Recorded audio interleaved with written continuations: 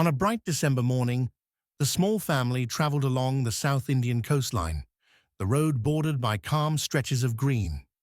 Zara, 14 months old, set the pace by walking across the smooth stones with determined confidence. Nitya tried to guide her, but Zara preferred her own route and proved it with quick, practiced escapes.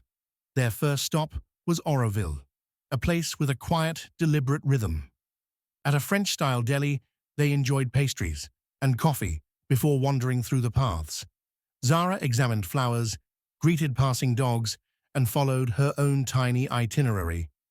David took photographs of moments that felt quietly significant, while Nitya stayed close behind Zara with steady attentiveness. The Matrimandir stood golden and symmetrical, exactly as everyone had promised. By late afternoon, after exploring the gardens and taking in the stillness of the place, the family made their way to their hotel, pleasantly tired and content with the day. By the later half of the day, the family arrived at La Cédille, a French-Indian heritage home with ceilings so tall they seemed designed for visiting monsoon clouds. The walls were painted in an immaculate shade of white, the kind that suggested both history and freshly scrubbed confidence. Long, echoing corridors stretched across the building like they were built specifically for slow, symmetrical tracking shots. David and Nitya complimented each other on finding such a beautiful place, though neither could confirm exactly who discovered it. After a short but efficient costume change, they set off to the Promenade. Their next stop was Baker Street, where blueberry cakes were chosen with quiet ceremony. Each pastry sat in its display case, like a well-behaved student posing for a class photograph. At Rock Beach, the evening arranged itself with suspicious perfection. Zara pointed at dogs, at waves, and at anything else that appeared remotely interesting. The family continued toward Le Café, the famous beachfront structure that had earned its reputation through equal parts nostalgia and practicality. On the rooftop, they ordered lasagna and café bombe.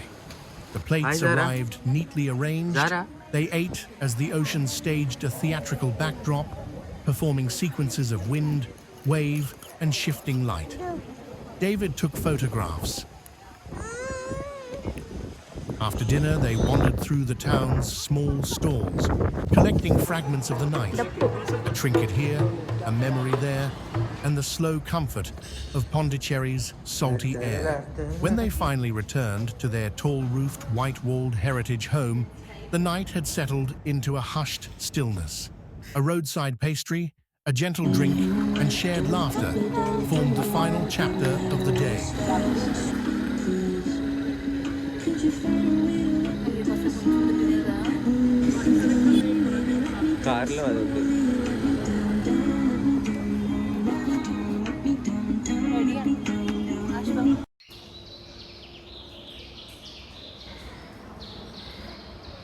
Day 2 began with a slow, luxurious morning. Zara woke up from her cozy bed with the confidence of someone who sets her own timetable. She was dressed in a charming crochet outfit, and the family headed out to a quiet local secret.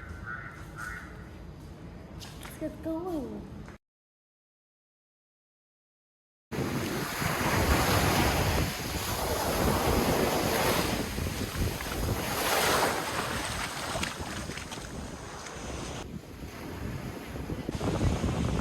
Serenity Beach. The winter sun was gentle, the shoreline peaceful, and the three of them enjoyed one of their best moments of the trip.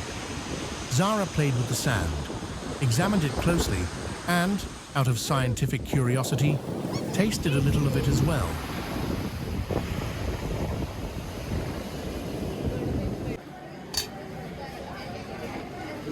From there, they drove to Tanto Pizzeria, a well-loved Italian spot tucked inside Auroville.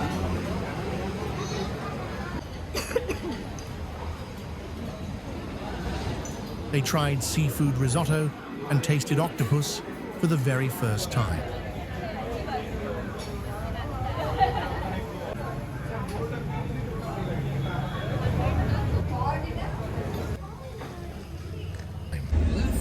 lunch, they relaxed in their Christmas-decorated car, music playing softly like an intermission scene. Next came the Sri Aurobindo Ashram, a quiet visit without any videos, thanks to photography restrictions. The evening wrapped up early with dinner at Rendezvous Restaurant.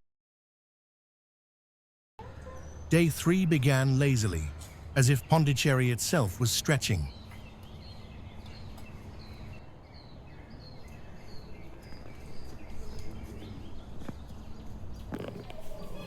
Zara wandered through the heritage home,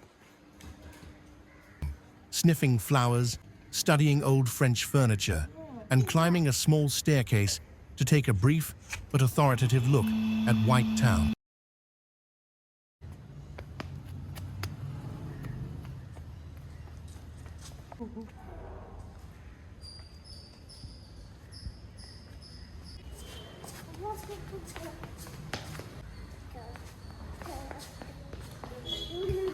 After a quick change of clothes, the family stepped out for coffee at a local cafe. Simple, efficient, and just enough to begin the day. On the ECR road, they stopped at a Tamil roadside dhaba that served seafood with confident local flair. A few farm animals observed the meal like mildly interested spectators.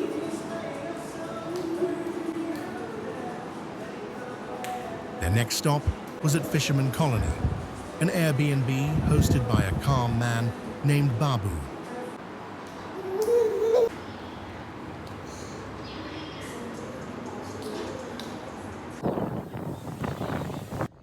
Without delay, they made for Mahabalipuram beach, arriving just as the evening arranged itself into a perfect palette of sea and sky.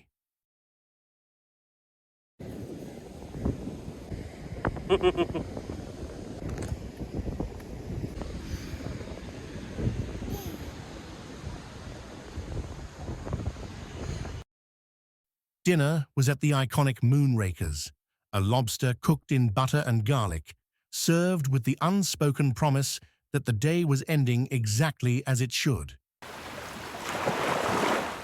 Day 4 began in the quiet home of the Fisherman Colony.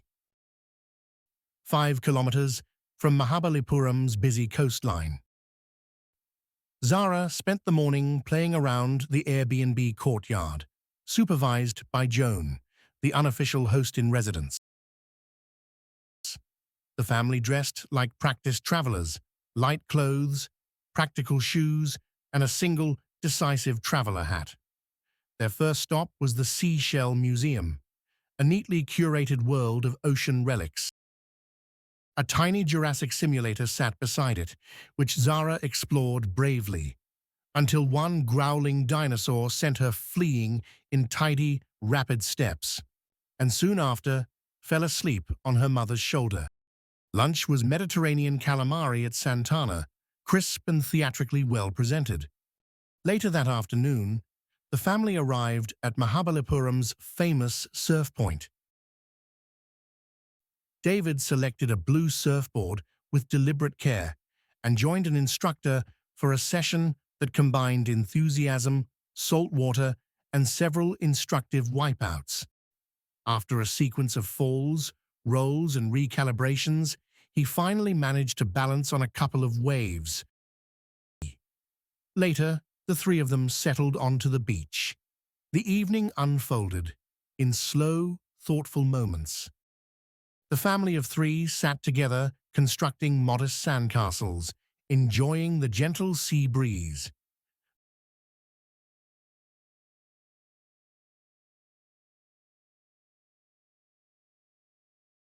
Later, Zara took a careful stroll along the beach, feeling sand slipping through her toes.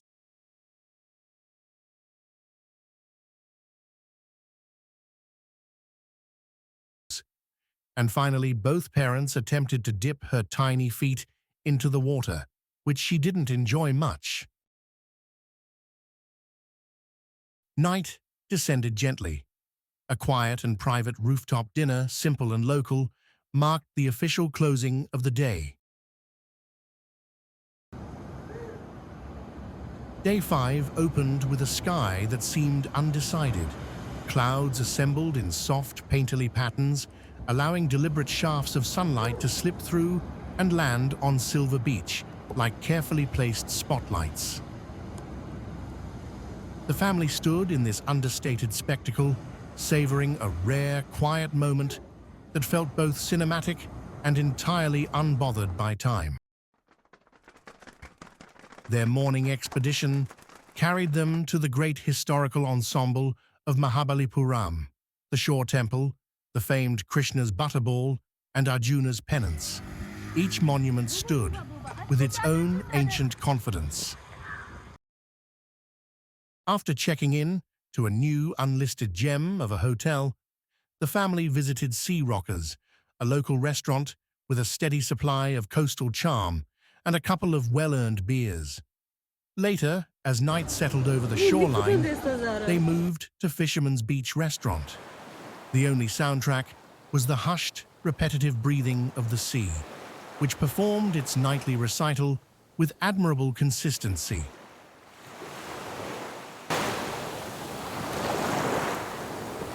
The next morning showed them mercy. They rose slowly, dressed with a traveler's sense of finality, and indulged in one last seafood meal, an unofficial farewell to the coast. With that, they drove back to Vellore, carrying a small treasure chest of memories, carefully collected and destined to be cherished for a lifetime.